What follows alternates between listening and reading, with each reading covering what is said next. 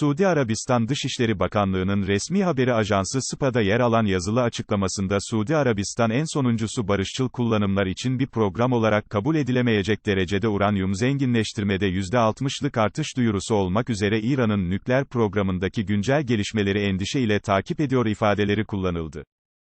Bölgede tansiyonu yükseltmeyin ağda yer alan habere göre İran'a tansiyonu yükseltmekten kaçınması bölgenin güvenlik ve istikrarını daha fazla gerilime maruz bırakmaması çağrısı yapılan açıklamada Tahran yönetimini uluslararası toplumla nükleer programını barışçıl amaçlarla ve Uluslararası Atom Enerjisi Ajansı'nın gözetiminde kullanma konusundaki müzakerelere katılmaya davet etti.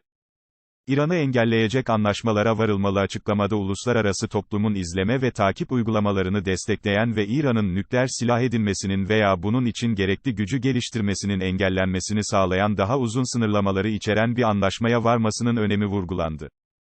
İran endişeleri dikkate almalıdır açıklamada ayrıca İran'ın bölgenin güven ve istikrarını sarsan gerginliği tırmandırıcı adımları karşısında bölge ülkelerinin derin endişesi de dikkate alınmalıdır ifadelerine yer verildi.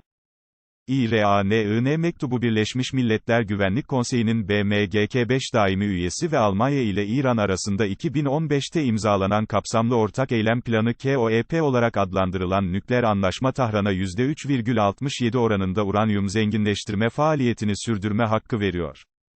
Ancak İran Dışişleri Bakan Yardımcısı Abbas Arakçı OAEA Başkanı Rafael Mariano Grossi'ye hitaben yazdığı mektupta ülkesinin %60 saflıkta uranyum zenginleştirme çalışmalarına başlayacağını bildirmişti.